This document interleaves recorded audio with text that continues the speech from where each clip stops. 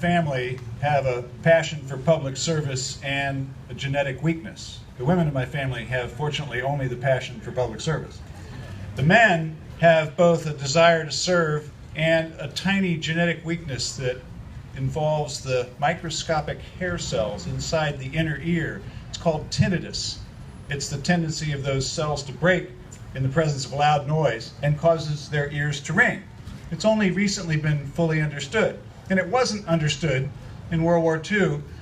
And when they found out my dad knew a little bit about trigonometry, they gave him the worst of all possible assignments. They made him a gun director. And so he went stone deaf for 3 months, and then his ears rang for the rest of his life. And when I was 16, I was convinced that that's why we weren't getting along, because he was just irritated all the time by those ears. But I think it was me. Then my brother, again, before the condition was fully understood, in fact, I don't know if they even today can tell you in advance if you have it, but he made a foolish career choice and became a weapons developer for the Navy and spent a great deal of time in China Lake blowing things up, and his favorite word is now, huh. My son became a sharpshooter in the Army, but they let him wear hearing protection, so he can still listen to his father's good advice without anything else ringing in his ears. I chose a route to public service that involves less explosions, at least of that kind. So I'm happy to hear you and be with you today. I just want to give you a progress report. One thing that our community is doing, I talked about this last year because we were just getting it started. The President asked mayors across the country to make a commitment to get our homeless veterans inside. And we formed this wonderful partnership between Multnomah County and our housing authority, Home Forward, in the city of Portland. It's called A Home for Everyone. And it's actually multiple local governments acting like we all work for the same people, an original concept, and we're actually doing it.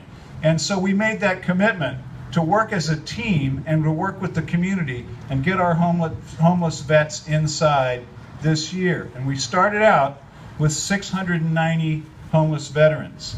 I'm here to tell you we're down to 100, and we're going to get them all inside this year. I'm really proud of our community. And it's not just because I and Multnomah County Chair Deborah Kafoury and your Housing Commissioner Dan Saltzman and Commissioner Jules Bailey from the county. It's not just that these elected officials made this commitment, but a whole bunch of people have stepped up and helped. A whole bunch of landlords in this community. Some people say nasty things sometimes about their landlords. These landlords have committed to hold units for us, even in a red-hot rental market. So we're housing 2 veterans a day in apartments that they've made available. The Veterans Administration has stepped up and given us rent vouchers for those veterans.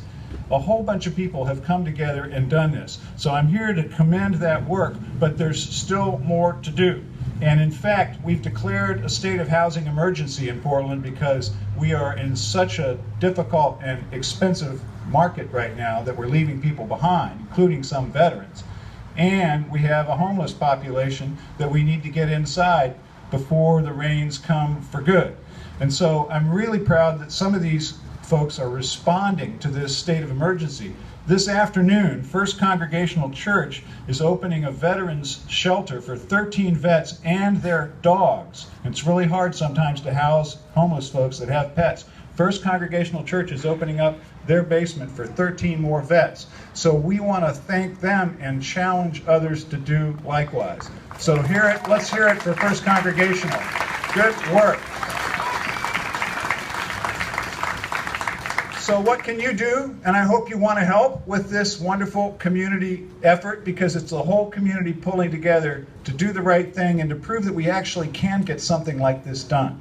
So there are 4 things you can do. 1, donate household items to the Community Warehouse. It's a wonderful nonprofit on MLK that collects donations of household furnishings and other basic needs like pots and pans, and then makes them available to people that have been brought in off the street, like these homeless vets, and housed. Bedmart contributed 200 beds to this effort.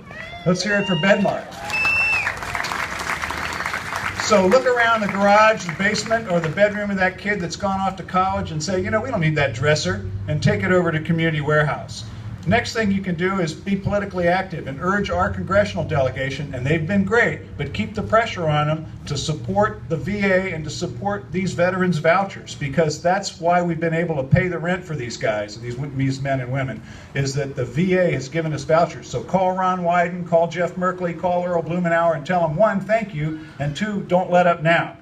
Third thing you can do is if you do own rental units, please set aside some units for those veterans and call my office or Chair Kafoury's office and let us know that you're willing to set aside a unit or two in the triplex you might own for a vet, because we still need to get those last 100 vets inside. And then finally, if you're a member of a church or any other organization that's got some space, because we declared a state of housing emergency, you don't have to go through a conditional use process and pay a big fee to site a shelter in your basement. We've cut the red tape. So if you've got some space for some vets, make it available. The rest of the community, as you can hear from this report, is ready to step up and help you. I'm so proud of Portland that we're doing this. Let's get the rest of those vets inside by Christmas. Thank you all.